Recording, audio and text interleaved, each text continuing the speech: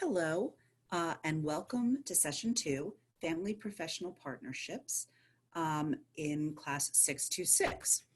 So I'm going to go over a little bit about what we're going to be doing this week in session 2. So this session 2 is really going to be looking at family professional partnerships and why this is important and what does cultural understanding really mean.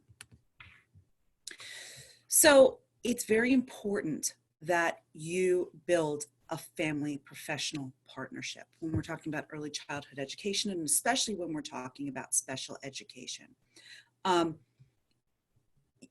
In order to do it, it has many benefits for the child. It increases understanding, it reduces suspicion and blame, it reduces misunderstandings, and it creates trust. You may find, especially with early childhood education, with Head Start, with special education, you may be doing things like family visits. You're going to have a lot of interaction with the family. If you don't create this partnership, you're sitting in your one area, they're sitting in another area. What we want to do is we want to build that bridge. You have to ask yourself in every time that you're meeting with a parent or talking with a family, is this in the best interest of the child? And this is something that I've asked myself throughout my career. Is it in the best interest of the child? It is in the best interest of the child to create this bridge so that you can communicate. A lot of sensitive issues will come up. It's impossible to do that if you don't have the trust, if you don't have the understanding. So this is the most basic thing that you will need to do when working with families. Another reason that we want to build the family professional partnership is it's the law.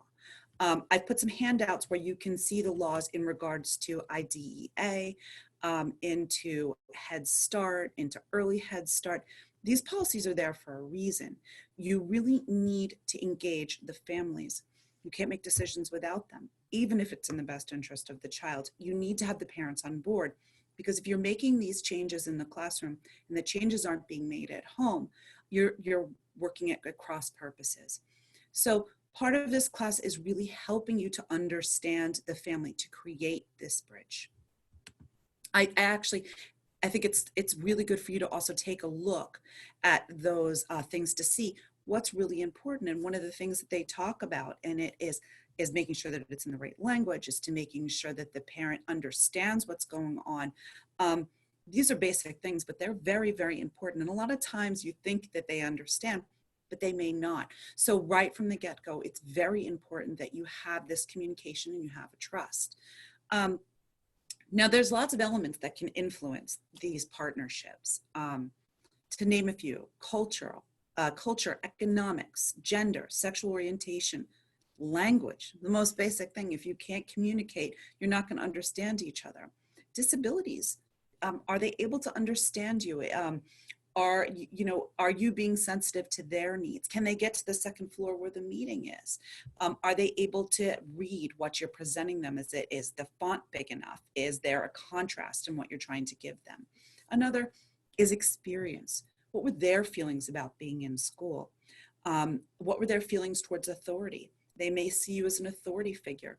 You have to find these things out. It doesn't mean you have to sit down and go through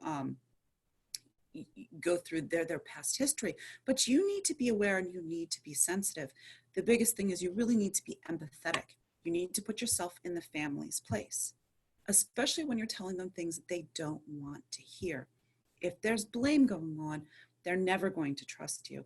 This is going to be very key in building this professional partnership. Religion, and this is to name a few. The list goes on and on. There's lots of things that can influence this relationship. One of the biggest things, and the things that we're really centering on in this class, is culture and a cultural divide, and trying to understand and find common ground in terms of culture. And if you can't find common ground, understanding, being empathetic, learning all you can about the cultures that you're dealing with. There's a quote here from the book that we read. Culture is the framework that guides and bounds life practices. It is the framework through which actions are filtered as individuals go about their daily life. There's nothing that culture doesn't influence. Food, thoughts about gender, thoughts about disabilities, thoughts about school, thoughts about learning, thoughts about everything. You need to understand the culture in order to understand the family, in order to build that framework. And when we look at the video, we really see this divide, this not understanding it. And that's more of an economic base, and it's more of a situational base. But culture plays a part in everything that goes on. And so I really urge you during this session to really take a look at it and start to understand the different points of view. As a teacher, you're going to encounter this time and time again, and it's not going to be as clear. You're not going to be able to see that little window into what's going on in that parent's life, why they react the way that they do. But it is really up to you not to come in with preconceived notions and to keep educating yourself so that you can create that bridge. You are not just educating a child, but you are becoming part of their family. You are going to be something that they probably discuss for the rest of their lives. Early childhood is the beginning of their experiences in school. If it is not positive, if you don't build that bridge, we really will see difficulties as they go on through the school career. So take the time, build the trust. And really right now, what I'm going to ask you to do is take the time and really look at what's important, why you're doing it, and take the time to read all of the articles and things that are laid out for you so you can really get a sense of what's important in your classroom. Thank you so much, and I hope that you've enjoyed session 2.